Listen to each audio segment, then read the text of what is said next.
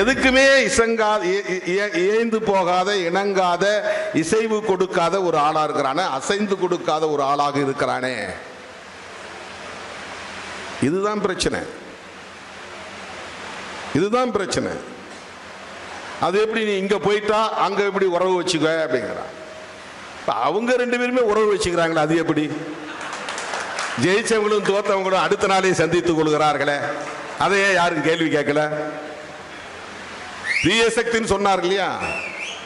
இப்ப தீய சக்தின்னு சொன்னவர் எப்படி அவரை போய் தீய சக்தியை பார்க்கலாம் அப்படின்னு யாராவது விவாதம் நடத்தினாங்களா? அதுல என்ன அரசியல்?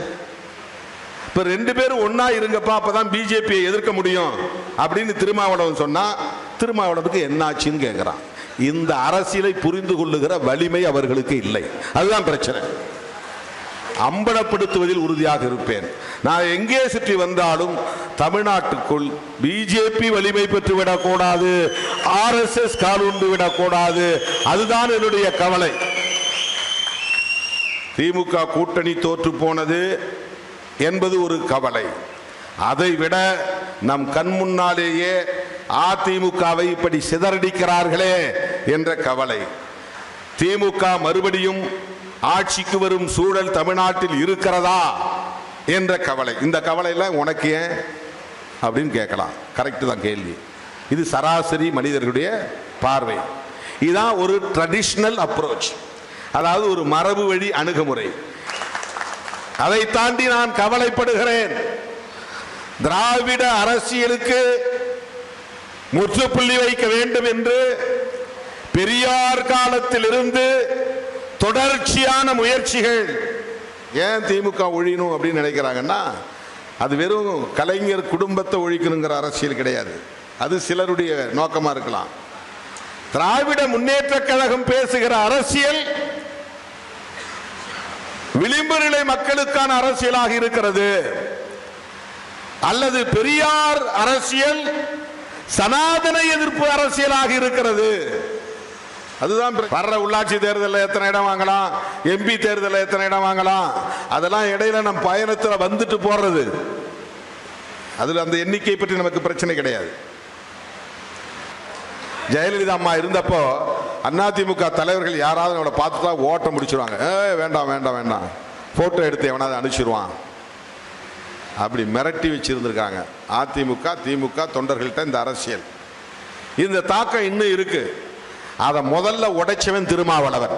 நான் திமுக கூட்டணியில் இருக்கும் போதே அப்போல்லா மருத்துவமனைக்கு நான் போனேன்.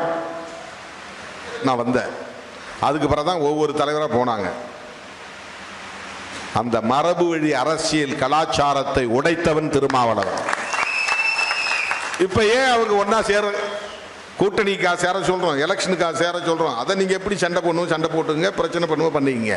ஆனா பிஜேபியை எதிர்க்கணும் போது டிவிக்கு என்ன சொல்றாங்க, எங்க கொள்கை எதிரின்றாங்க. ஓகே. டிஎம்கே என்ன சொல்றாங்க, இவ்வளவு நாளா நாங்க எதிர்த்துட்டு இருக்கோம், தொடர்ந்து எதிர்ப்புன்றாங்க. இந்தியா பிளாக் என்ன சொல்லுது, அவங்களை எதிர்ப்பது தான் அரசியலுங்குது. அப்ப ஏன் இவங்க ஒரே அணிக்கு வரக்கூடாது? இதுதான் திருமாவளவன் எழுப்புகிற கேள்வி. இதுல என்ன தப்பு இருக்குது?